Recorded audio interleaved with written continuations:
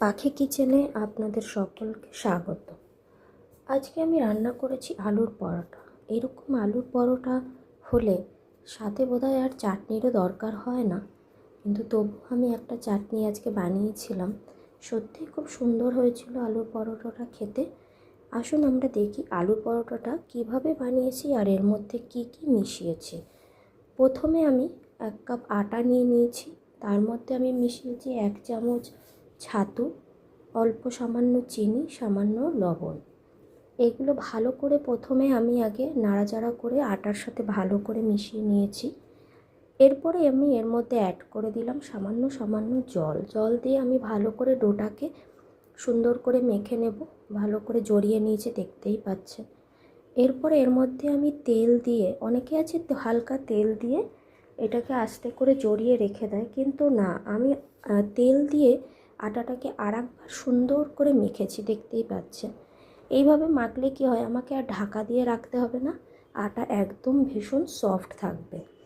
ততক্ষণ আমি বয়েলড করা আলুগুলোকে একটা গ্রেটারের সাহায্যে আমি এরকমভাবে ম্যাশ করে নিয়েছি, যাতে এর মধ্যে দানা দানা কিছু না থাকে।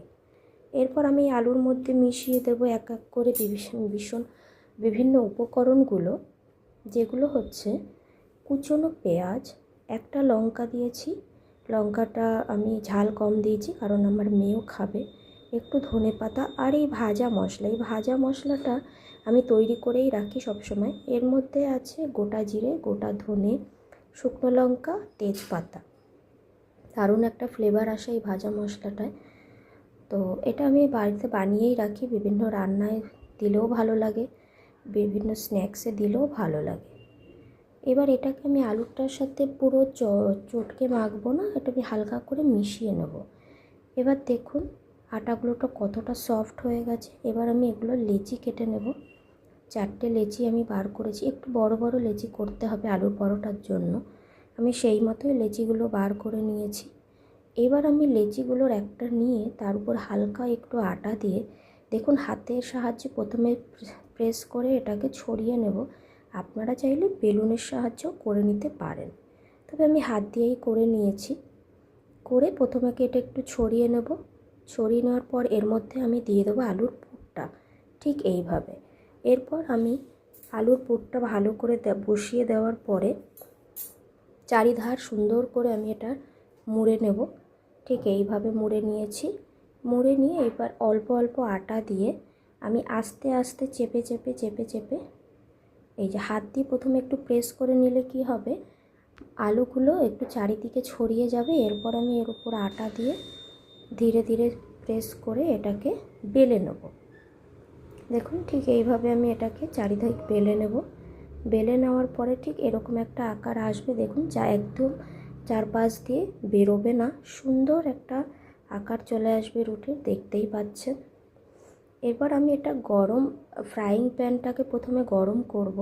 যেহেতু আমি এটাতে তেল ব্যবহার করব না, তেল ছাড়াই এটাকে আমি বানাবো, প্রথমে ফ্রাইং প্যানটাকে আমি একটু ভালো করে গরম করে, যেরকমভাবে রুটি এপিট ওপিট করে ভাজে, আমি ঠিক সেইভাবেই এটাকে এপিট ওপিট করে সুন্দর করে আমি ভেজে নেব। দেখতে পাচ্ছেন ঠিক এইভাবে সুন্দর করে আমি এটাকে ভেজে নিচ্ছি। ভেজে নিলেই দেখুন তৈরি হয়ে গেছে। কিন্তু এইভাবে তো খেতে ভালো লাগবে না আলুর পরোটা, তো এতে বাচ্চাদেরও দেওয়া যায় না। তো আমি এরপরে কি করেছি, একটুখানি মাখন এটার উপরে দেখুন ঠিক এইভাবে দিয়ে দিয়েছি। দিয়ে মাখনটাকে চারিদিকে স্প্রেড করে দিয়েছি। এতে রুটিটা সফটও থাকবে আর খেতেও দারুণ লাগবে। আর তেল খেলে এই গরমে অনেক সময় শরীর খারাপ হতে পারে, তাই তেলেরও দরকার নেই। এদিকে আমি একটা চাটনি বানিয়ে নিচ্ছি। দেখুন এর জন্য উপকরণ নিয়েছি টমেটো, 2 কোয়া রসুন, 2 কোয়া কাজু বাদাম, আমন্ড, একটু ধনেপাতা, একটু লবণ আর চিনি। ব্যাস তৈরি হয়ে গেল আমাদের টমেটো আর বাদামের চাটনি।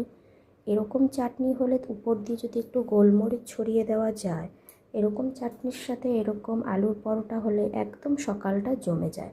দারুণ, দেখুন এইভাবে দারুণ লাগছে না দেখতে, রুটিটা ততটাই সফট হয়েছে। এইভাবে একবার বানিয়ে দেখবেন। সকলকে ধন্যবাদ।